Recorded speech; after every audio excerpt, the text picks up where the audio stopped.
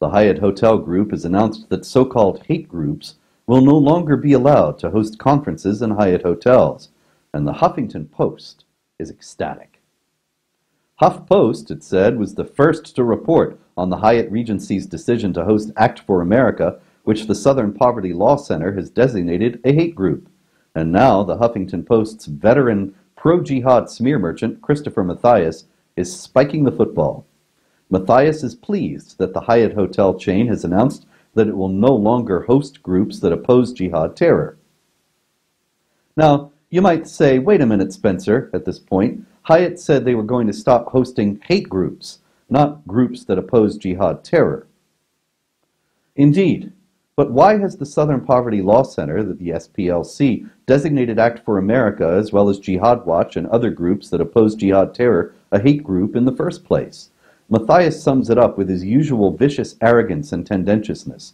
He says, although it bills itself as the NRA of national security, it mainly focuses on vilifying Muslims, spreading baseless conspiracy theories, and lobbying legislators to pass discriminatory laws. Mathias actually gives some examples of vilifying Muslims, which we'll examine. Spreading baseless conspiracy theories likely refers to the Muslim Brotherhood's explanatory memorandum, which lays out its plan for eliminating and destroying Western civilization from within. The Center for Security Policy and many others have shown conclusively that this is anything but a baseless conspiracy theory. Discriminatory laws refers to anti-Sharia laws, but since Sharia denies the equality of rights of women and non-Muslims, it would be more accurate to say that Act for America is opposing, rather than lobbying for, discriminatory laws. The fact is that ACT and Jihad Watch and the American Freedom Defense Initiative and the David Horowitz Freedom Center and the Center for Security Policy are all on the Southern Poverty Law Center's hate group list for opposing jihad terror and Sharia oppression. The proof of this is the fact that there is no significant group that opposes jihad terror that isn't on the SPLC's list.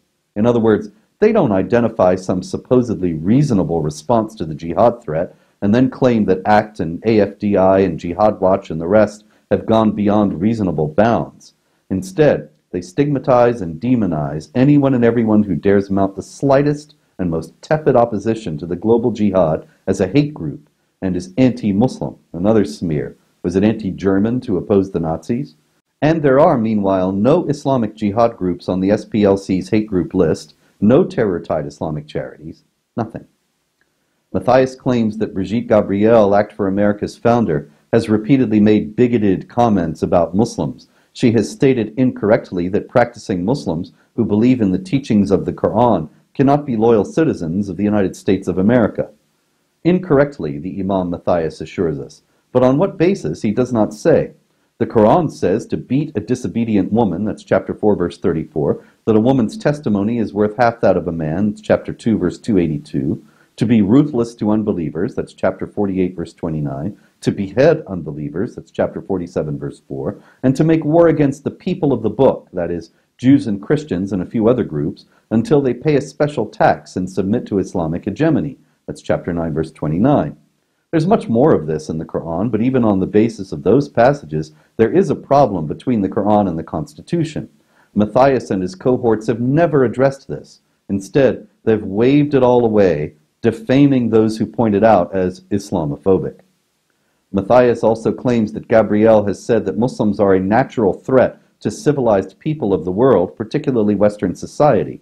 I very seriously doubt that Gabriel said this of all Muslims. That is almost certainly Mathias's vicious misrepresentation. Meanwhile, would Mathias himself deny that jihadis are a threat to civilized people? He is so clueless and compromised that maybe he would. Ultimately, the SPLC and Mathias' characterization of Act for America, as well as others that the SPLC smears as hate groups, is a matter of opinion, not of objective fact. Should Hyatt Hotels or any other business really be denying service to any group based on the judgment of a private organization about that group? The SPLC is anything but an objective or unbiased source. Imagine how Mathias and the HuffPo would howl if the Hyatt chain started refusing to host groups based on the evaluation of, say, the American Freedom Defense Initiative, or the David Horowitz Freedom Center, or Act for America. The willingness of corporations to validate the SPLC and treat it as if it were a reliable arbiter of what constitutes a hate group and what doesn't is short-sighted and unwise, and sets a dangerous precedent. If your group or the favorite charity of Hyatt CEO Mark Hoplamazian ends up on the SPLC's list tomorrow, you'll see what I mean. As an Armenian, Hoplamazian should be ashamed of himself for caving to this pro-jihad intimidation and setting this dangerous precedent, which will lead ultimately to the denial of hotel accommodations to all those whose political opinions are deemed unacceptable. That's the kind of thing that happens in totalitarian states. And thanks to Mark Hoplamazian, Christopher Mathias, the Huffington Post, and above all, the Southern Poverty Law Center, we're well on the way there.